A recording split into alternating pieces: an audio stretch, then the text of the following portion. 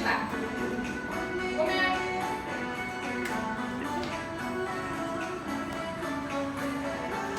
โอ้ยเสื้อมัน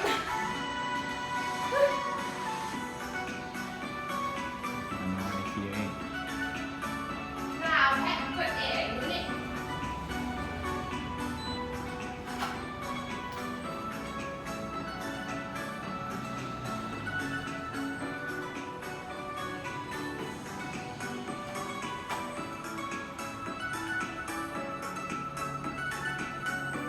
ยังม่วนดิ โอ้บาดิฟอนที่เพลงกันที่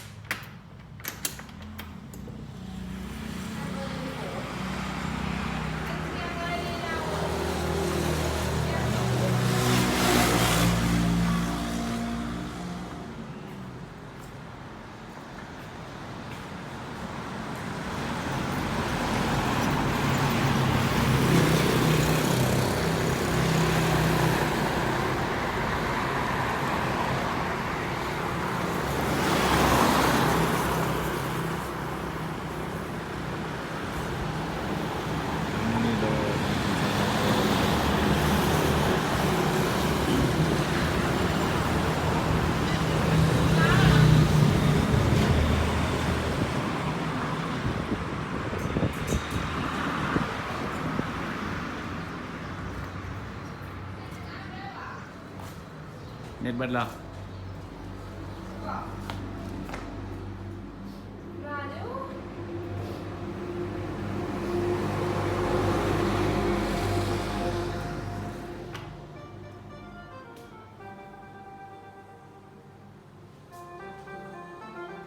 ไม่ไงซีวะ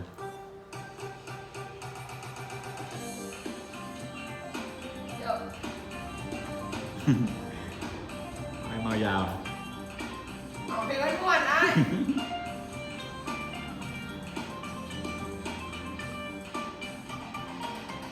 โอ้ยบางงานมาทายนะ เอางันนี่มาฟังทั้งนี้เอางันนี่มาฟังทั้งนี้มาฟังเรื่องของแม่ในสี คุยกันมา สาวผู้ดีชื่อว่าเชอรี่เป็นลูกสาวของแม่ในสีพอดีชื่อว่าลูกพี่ไปเห็นงานดูดูเลยสาวเชอรี่เธอไปขาย ไปนั่งหัน ปัดดีเดี๋ยวผมตำไก่ย่างกับที่สาวเชอรี่ขายอยู่หลายปีให้ไปบอกกับเอาวิลลี่เป็นฝรั่งสูงย่างเราดีส่วนมันเกิดอยู่เมืองซิดนีย์ได้มาบอกกับสาวเชอรี่เอาวิลลี่เลยชวนไปเป็นปัดดีนี่งานดีนี่งานดีนี่งานดี รู้ฮะมาฟังคลิปวิดีโอนี้เลยเด้อเดินทางบ้านคำสวะมาสิเห็นในคาเต้นกันเด็กเยอะอยู่นะ สาวเชอรี่ชอบขายผักชีถ้าวิลลี่ไปหายายสีเอาแท็กซี่ เขาเชื่อมาเป็นบ้านอ่ะเป็นจุฬาหัน ขาซอง พอแล้วแฟนเลย ซองไว้ไร้สดเหรอ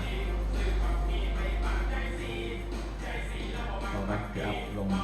เพจมาได้